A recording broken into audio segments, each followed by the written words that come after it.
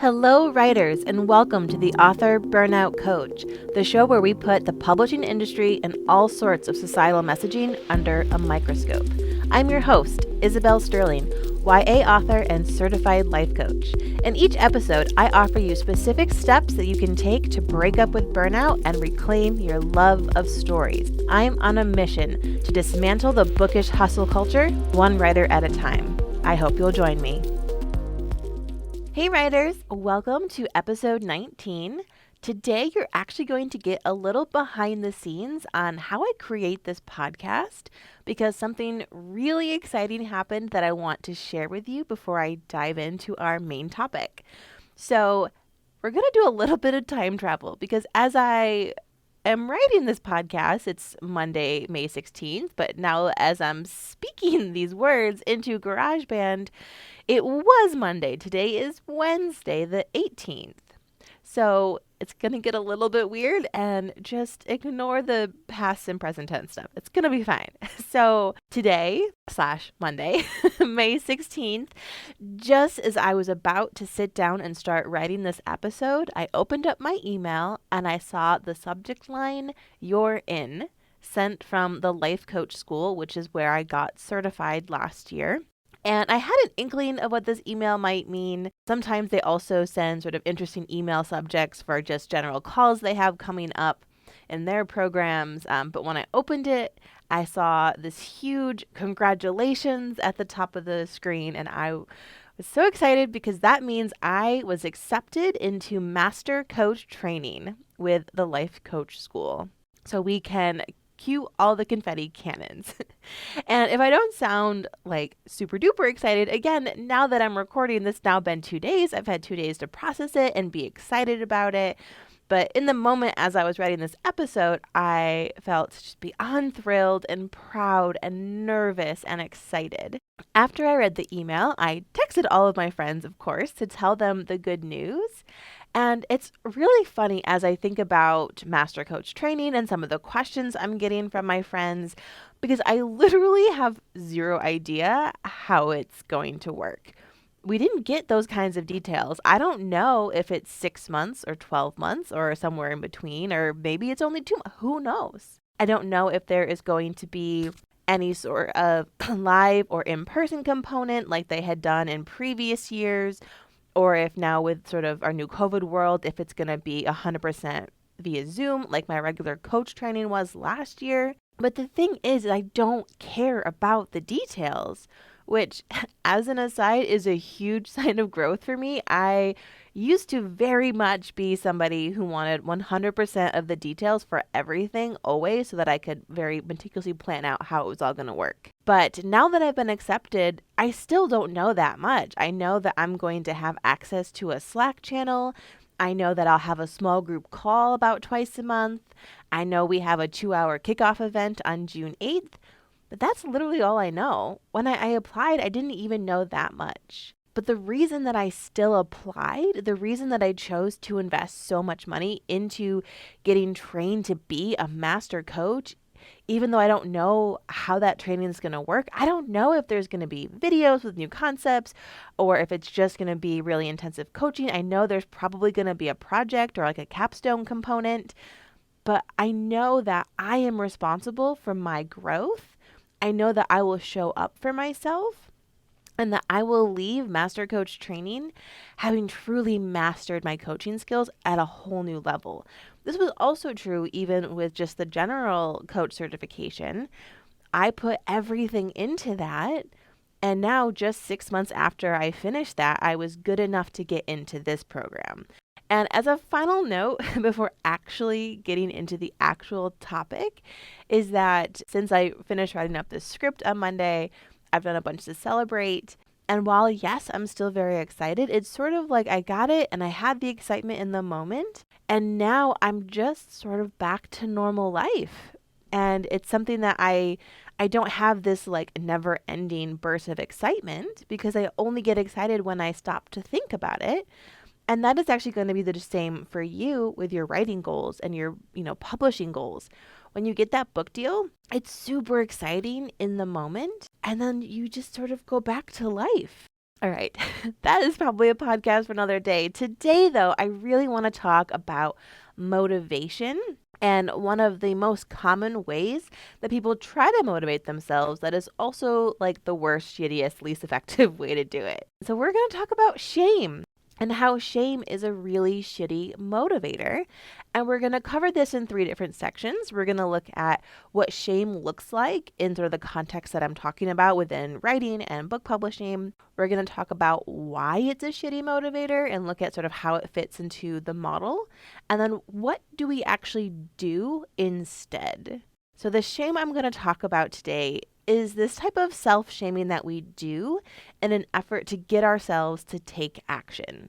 So with writers, this usually manifests as us trying to shame ourselves into writing more, using social media less, or perhaps more if you're not on it at all. We shame ourselves after we miss a writing session, or if we go down the wrong path with our plot and think of it as wasted time.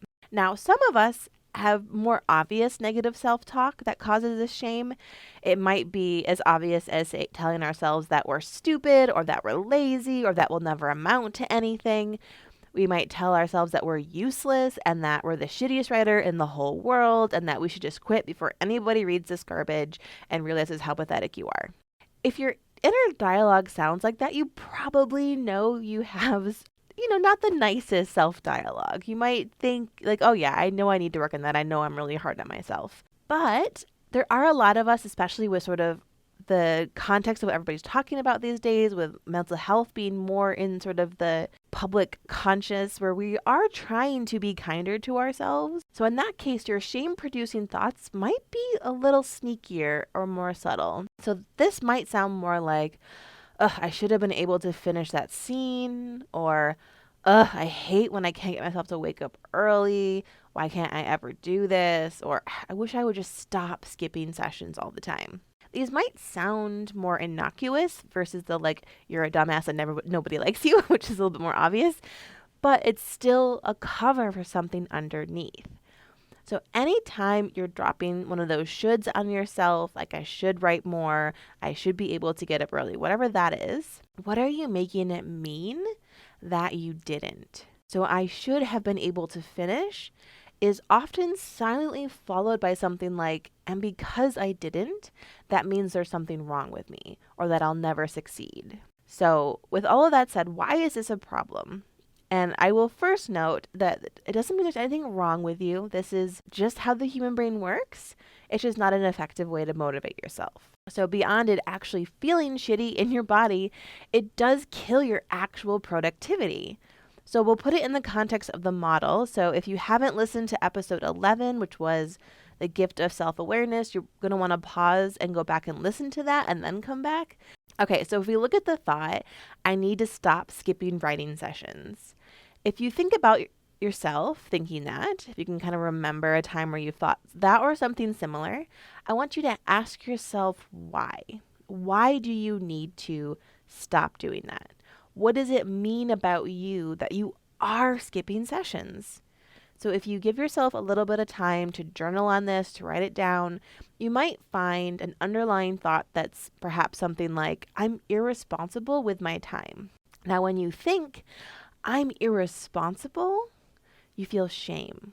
And of course, the exact feelings are going to vary a bit person to person, but we're going to sort of use this example. So the model that I explained in episode 11, that teaches that our thoughts, I'm irresponsible, produce our feelings, in this case, shame, and that feeling then drives your actions and your inactions. So when you feel shame because you think you're irresponsible, like, what do? You probably don't write.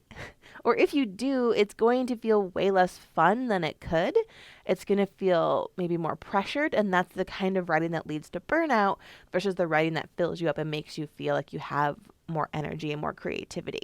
And if you don't write, maybe instead you do things to avoid and hide from that feeling of shame, and you'll do that by seeking hits of dopamine somewhere else.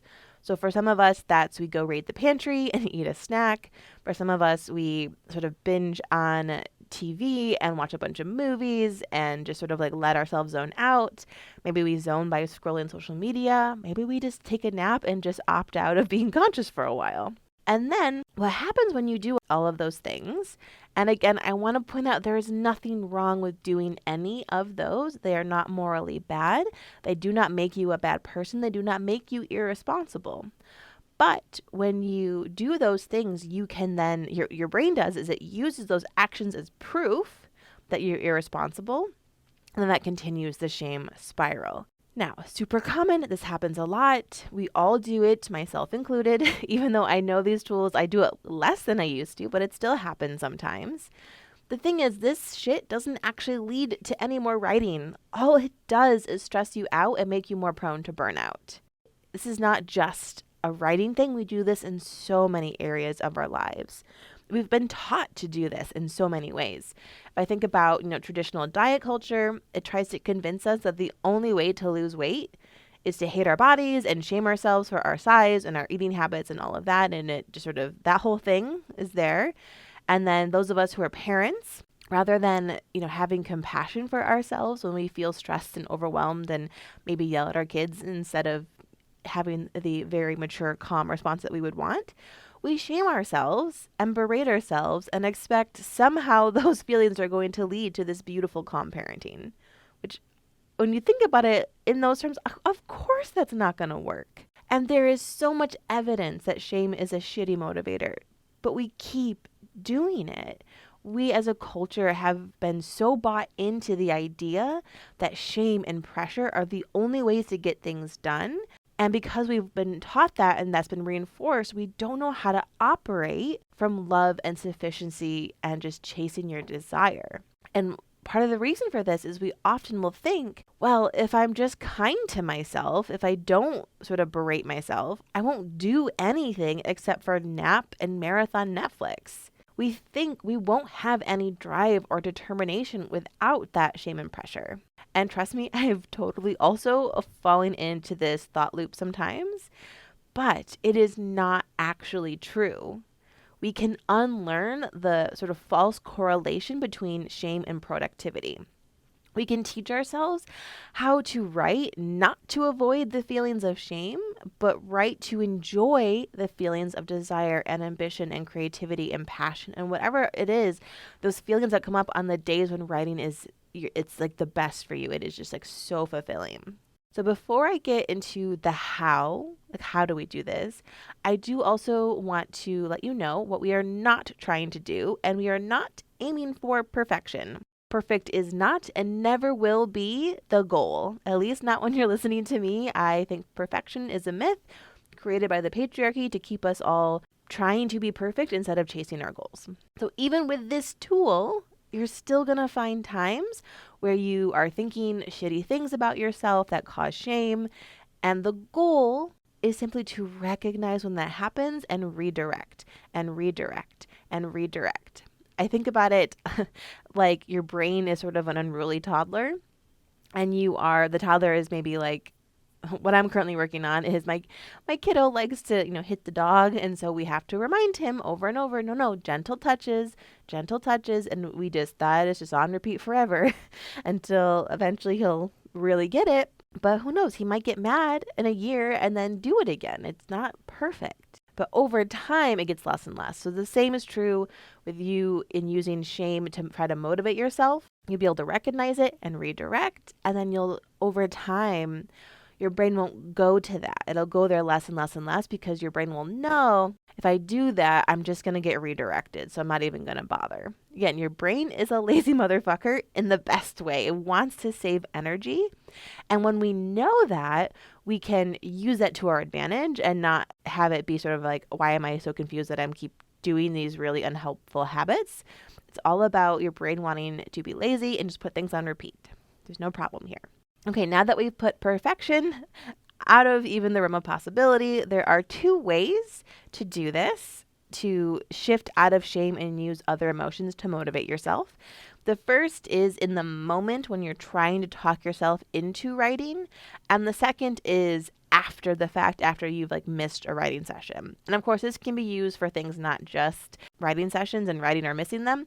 This can be used in lots of ways, but I think it's helpful to have one specific example. So so long as you're not driving while you're listening to this, I want you to go ahead And close your eyes and imagine a recent time you had where you were waffling on whether or not you were going to sit down and work on your novel. So this is the sort of in your brain, you're like, oh, I should sit down. Oh, but I should do laundry instead. No, I really need to sit down. So you're going that back and forth and you're trying to negotiate whether or not you're going to write. In that moment, when you recognize that resistance and that back and forth, instead of telling yourself that you have to write or that if you don't write, it means something awful about you, I want you to just shift the narrative just a little bit. Instead of I have to write, try something like I get to write. Remind yourself of how proud you'll feel when you finish this session. Tell yourself that even 5 minutes is worth doing. And you can tap into why you wanted to do this in the first place. And then after you do write, even if it's literally just 5 minutes and like 10 words, you need to intentionally praise yourself. You're going to do those 5 minutes and your brain is going to go, well, that's not good enough. Why did we even bother? Right? Our brain loves to go negative. It loves to look for ways to convince us to not do things because it wants to save energy. So your brain is going to do that naturally. So then it's your job, the conscious sort of most advanced part of your brain, to tell yourself on purpose the reasons that it is worth it. You're building a habit. You're learning how to write without pressuring yourself. You're learning how to have fun again. And if you can't quite get to any of those, if you say them and your brain is like, that's not fucking true, you can add a modifier to it. In my program, I teach these is called ladder thoughts. But an example would be I'm open to believing that this 5 minute matters.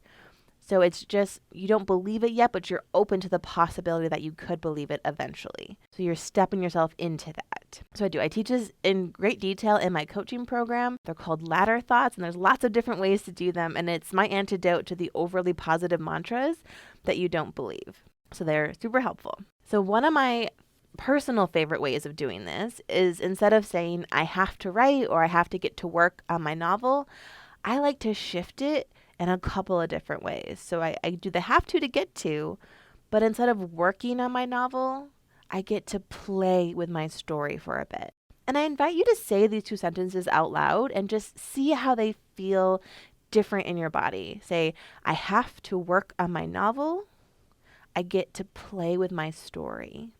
And just feel how they're different. For me, the first one just feels a little heavy and it makes me think it's very serious and then I have to do it right. And I get to play for a bit.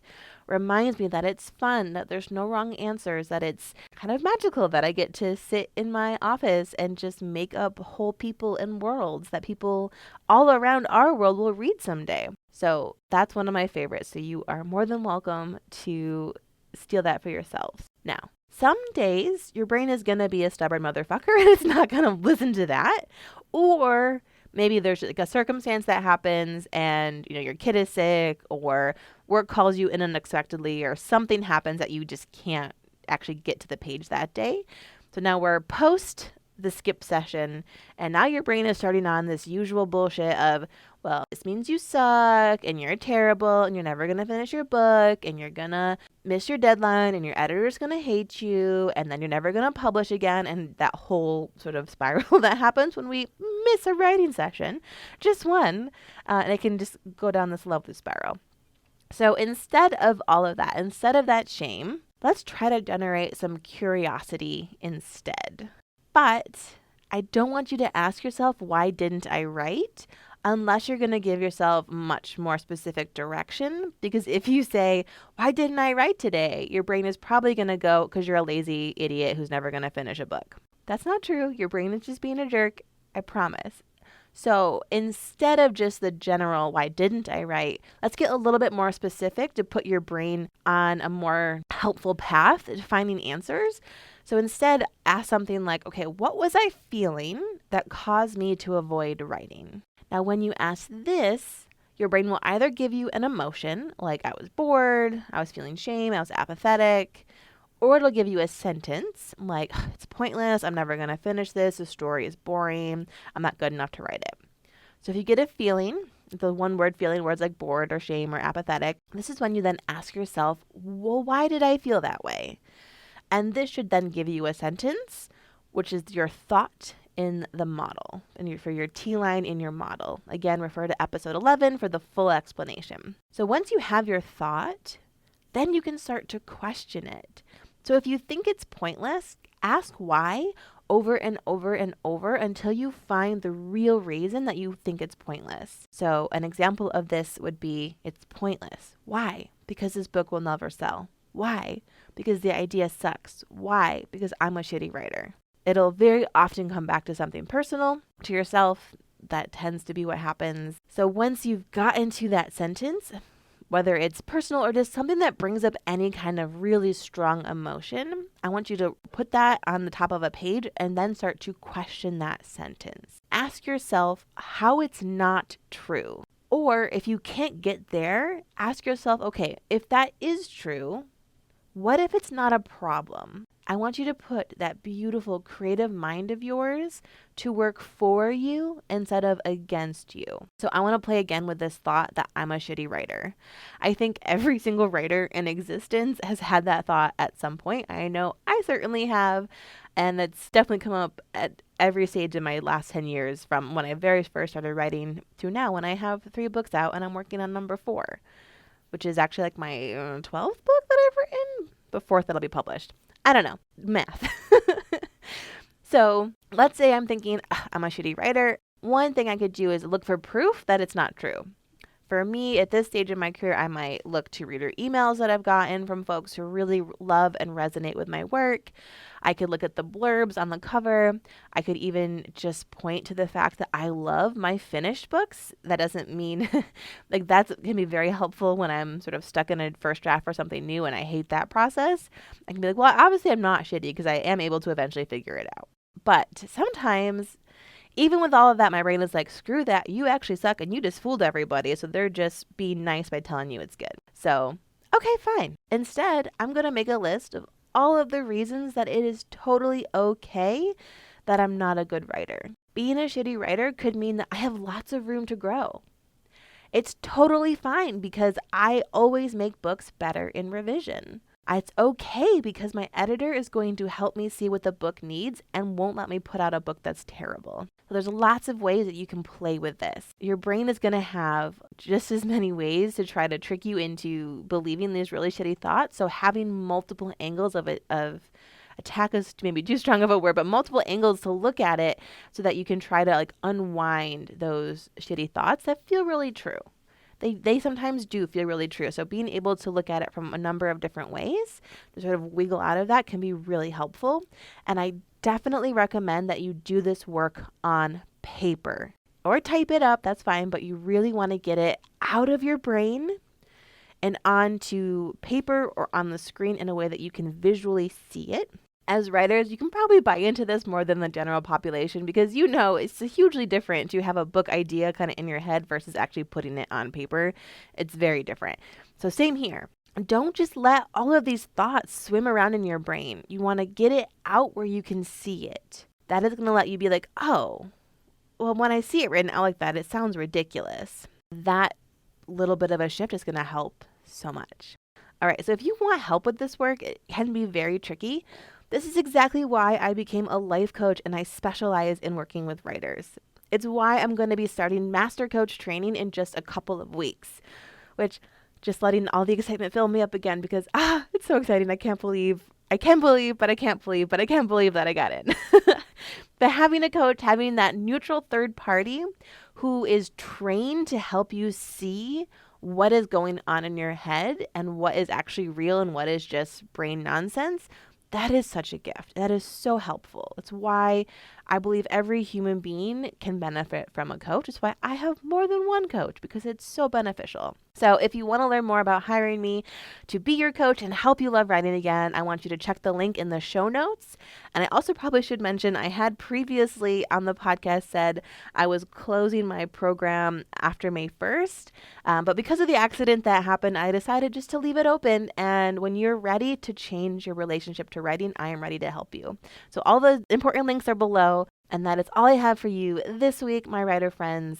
Happy writing. If you enjoyed this podcast, then you've got to get on my email list. You'll get my best advice sent right to your inbox with concrete steps on how to stay in love with writing and banish burnout for good. Go to isabelsterling.com/join to sign up. When you do, you'll get one of my favorite worksheets, the 5 causes of writer's block. I teach you how to diagnose why you're stuck and how to get writing again. That's isabelsterling.com/join. See you next week.